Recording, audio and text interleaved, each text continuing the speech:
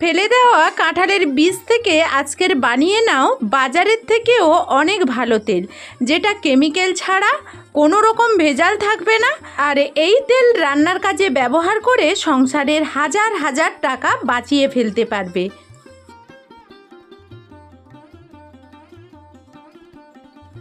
তো বন্ধুরা, কিরণ ফ্যামিলি কুকিংয়ে তোমাদের সবাইকে স্বাগত।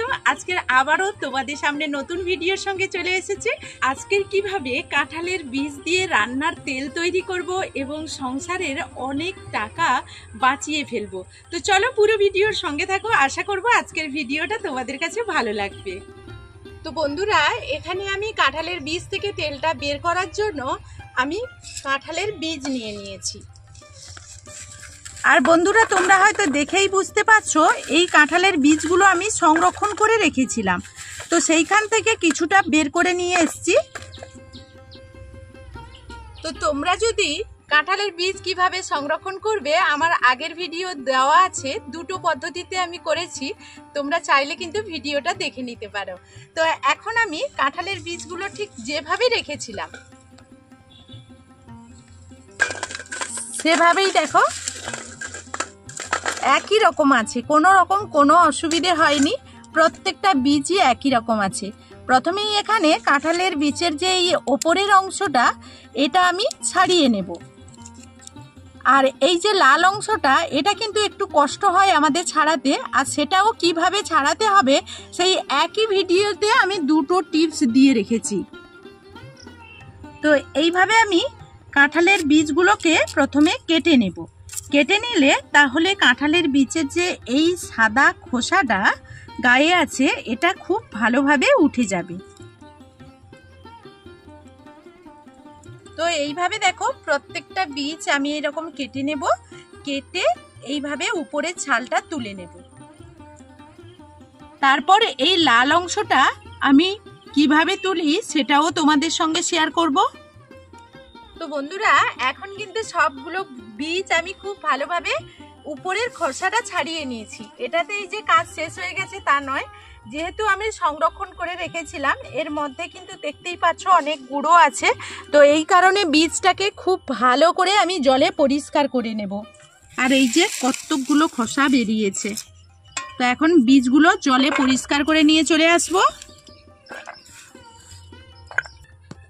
এখন আমি বীজগুলো দেখো কত সুন্দরভাবে ধুয়ে পরিষ্কার করে নিয়ে এসেছি। কিন্তু এই কাঁঠালের বীজ থেকে পুরো রান্নার স্বচ্ছ পরিষ্কার তেল বের করার জন্য আমাদের কাঁঠালের বীজটা অবশ্যই খুব ভালো করে পরিষ্কার করে নিতে হবে। তার জন্য আমাদের কাঁঠালের বীজের গায়ে এই যে লাল ছালটা আছে, এটাকে খুব ভালোভাবে আমাদেরকে তুলে নিতে হবে। সেই কারণে এইদিকে আমি কড়াইতে গরম জল করে নিয়েছি, আর গরম জলের মধ্যে এইরকম হাত ডোবাতে পারবো উষ্ণ গরম জল, ঠিক এতটাই গরম হবে। সেই জলের মধ্যে আমি এখন কাঁঠালের বীজগুলো দিয়ে দেব।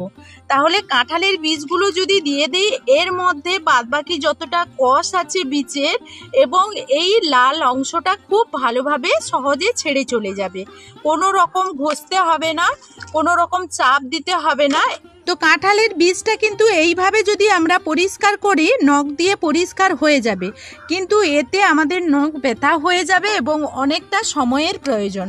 তাই এইভাবে পরিষ্কার করে নিলে কোনো রকম কোনো সময়ের প্রয়োজন হবে না। তো এটাকে আমি 10 মিনিট এইভাবে রেখে দেব, আর রেখে 10 মিনিট পর আবার তোমাদের সামনে ফিরে আসছি। তো এখন কিন্তু আমি 10 মিনিট পর চলে এসেছি, আর এখন ঢাকনাটা খুলে দেখে নেব কাঁঠালের বীজের খোসাগুলো ছাড়ানো হয়েছে কিনা। এখন আমি ঢাকনাটা খুলে নেব।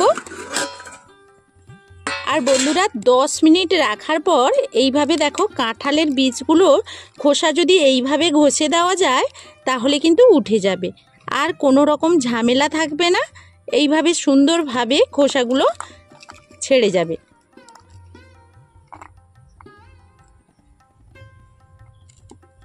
তো দেখতেই পাচ্ছ এইভাবে ঘষে দেব।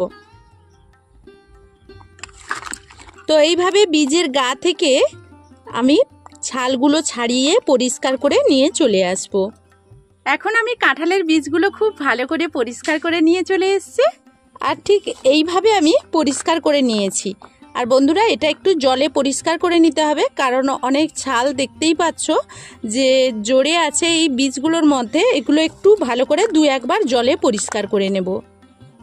তো কাঁঠালের বীজগুলোকে একটু জল দিয়ে আরও 1-2 বার আমি পরিষ্কার করে নেব। তো এখন আমি জল দিয়ে একবার পরিষ্কার করে নিয়েছিলাম, আর কত খোসা দেখো, তোমরা হয়তো দেখতে পাচ্ছ। তো এই খোসাগুলোকে একটু ফেলে দেব। তো এখন আমি এই রকম একটা মিক্সি নিয়ে নিয়েছি, আর মিক্সির মধ্যে কাঁঠালের বীজগুলো দিয়ে দেব।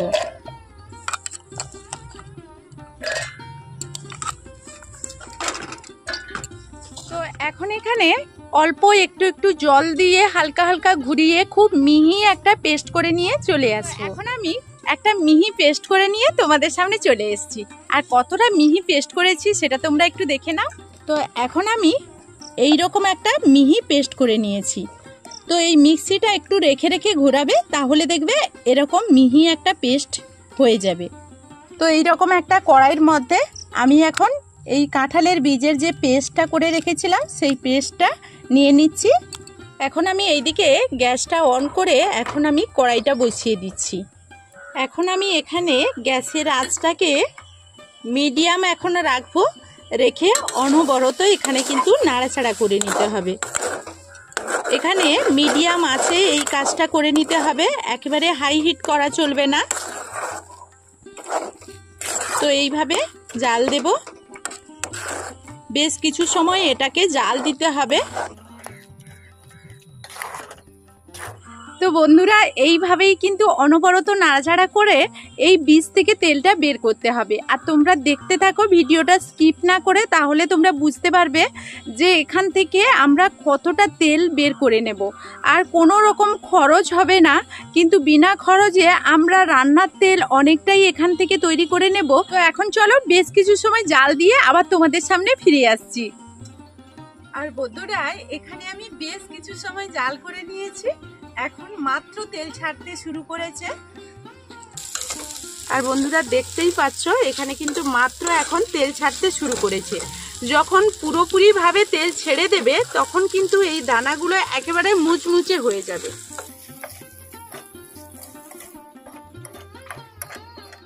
তো বন্ধুরা এখন আবারও বেশ কিছু সময় আমি জাল দিয়ে নিয়েছি, আর এখন পুরোপুরি ভাবেই কিন্তু তেল ছাড়তে শুরু করেছে।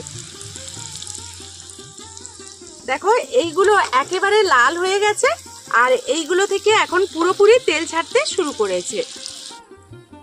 এখন আমি গ্যাসের আঁচটা বন্ধ করে দেব, আর এই গরম অবস্থায় যতটা সম্ভব কিন্তু এই অবস্থায় তেলটা ছেঁকে নিতে হবে, কারণ যতটা ঠান্ডা হয়ে যাবে তখনই কিন্তু এই তেলটা এর মধ্যে শুষে যাবে, আবার তখন চেপে চেপে বের করতে হবে।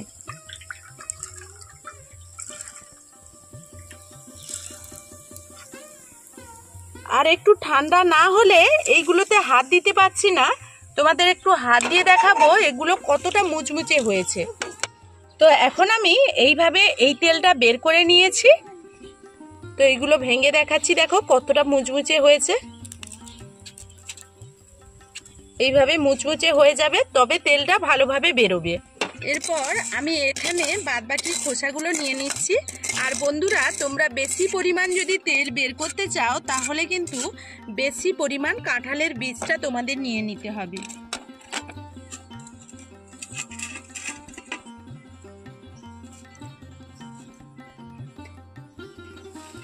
আর এইখান থেকে এখানে পড়ে যাচ্ছে, আমি এইটাতে বের করে নিচ্ছি বাদবাকি তেলগুলো।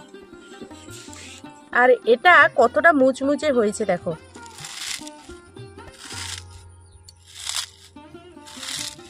ঠিক এইভাবে মুচমুচে হবে তবেই কিন্তু এখান থেকে তেল ছাড়বে।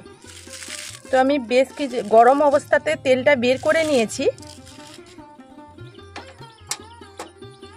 এখন এটা ভীষণই গরম আছে। তো মোটামুটি আমি বেশ কিছুটা তেল এখানে বের করে নিয়েছি। এখন আমি এই খোসাগুলো এখানে নিয়ে নিচ্ছি।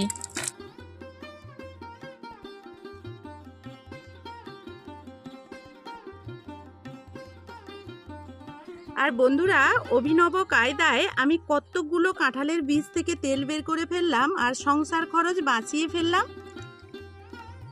তো বন্ধুরা এইভাবে খুব সহজে তোমরা বাড়িতেও কাঁঠালের বীজ থেকে তেল বের করে ফেলতে পারবে, কারণ এখন তেলের যে দাম হয়েছে, তাহলে আমরা যদি একটু খরচ করে, কারো যদি উনুন থাকে তাহলে একটু জ্বালানি খরচ করলেই অনেক তেল বেরিয়ে যাবে। যদি বেশি পরিমাণ তেল বের করতে চাও তাহলে কাঁঠালের বীজটা একটু বেশি করে নিয়ে নেবে। তো অভিনব কায়দায় কতগুলো তেল আমি এই বীজ থেকে বের করে ফেললাম সেটা তোমরা দেখতে পেয়েছো। তো চলো আজকের ভিডিওটা এই পর্যন্ত। আর আমার এই ভিডিওটা যদি তোমাদের কাছে ভালো লেগে থাকে তাহলে সুন্দর একটা কমেন্টের অপেক্ষায় রইব। এখনকার মতো এই ভিডিও থেকে বিদায় নিচ্ছি। সবাই ভালো থাকবে, সুস্থ থাকবে।